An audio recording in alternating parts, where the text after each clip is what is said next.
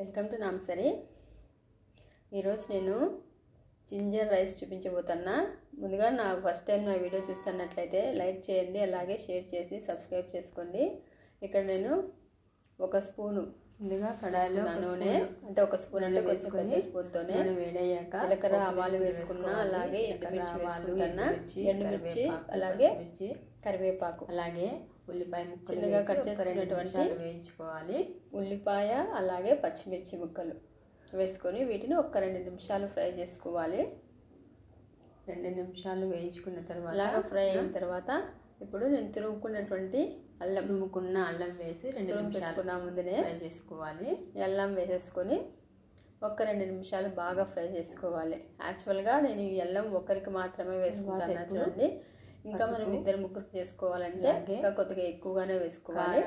అలాగే పసుపు, మిరియాల కారం వేసి కొద్దిగానే వేసుకునే కారం, అలాగే మిరియాల పొడి కొద్దిగా వేసుకుంటాను. ఎందుకంటే ఆల్రెడీ ఎండుమిర్చి వేసాను, పచ్చిమిర్చి వేసుకున్నాను. తర్వాత జింజర్ కూడా కారంగా ఉంటుంది కాబట్టి కొద్దిగానే జస్ట్ ఫ్లేవర్ కోసం మాత్రమే వేసుకున్నా. ఉడికించుకున్నటువంటి అన్నాన్ని వేసుకొని మనం తగినంత 2 నిమిషాలు మనం మీడియం ఫ్లేమ్లో అంతా బాగా కలుపుకోవాలి. తగినంత ఉప్పు వేసుకొని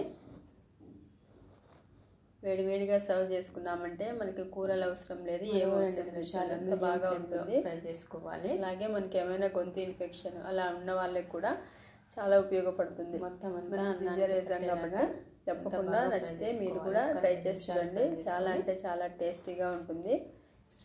అలాగే స్పైసీగా కూడా ఉంటుంది. చాలా ఎక్కువ కారం కావాలి అనుకుంటే కారము అలాగే మిరియాల పొడి కూడా కొద్దిగా వేసుకోవచ్చు. చివరిగా కొత్తిమీర వేసుకొని కొత్తిమీర వేసుకోవాలి. అంతే వేడివేడిగా అల్లం రైస్ జింజర్ రైస్ వేస్ట్ చేయకుండా మార్నింగ్ టైం ఇలాగా టిఫిన్గా చేసుకుంటే చాలా బాగుంటుంది. పిల్లలైనా ఎవరైనా జింజర్ రైస్ రెడీ. వేడివేడిగా ఇప్పుడు టేస్టీగా జింజర్ రైస్ రెడీ అయిపోయింది. చివరిగా మీకు నా వీడియో ఒకవేళ ఆప్షనల్ మాత్రమే డ్రై ఫ్రూట్స్ ఉంటే డ్రై ఫ్రూట్స్ వేసుకోండి, లేదా మనకు ఉన్నటువంటి పల్లీలతో కూడా సర్వ్ చేసుకోవచ్చు. ఏమీ లేకపోయినా కూడా పర్వాలేదు, అవన్నీ పూర్తి ఆప్షనల్ మాత్రమే. అలాగే నా వీడియో నచ్చితే తప్పకుండా లైక్ చేయండి, షేర్ చేసి సబ్స్క్రైబ్ చేసుకోండి. చివరిగా డ్రై ఫ్రూట్స్తో నేను గార్నిష్ చేసుకుంటాను. బాదం అలాగే కాజు వేయించుకునేటువంటివి వేసేసుకున్నా. అంతేనండి, రెడీ అయిపోయింది. వేడివేడిగా అల్లం రైస్ రెడీ అయిపోయింది. Thank you for watching my video.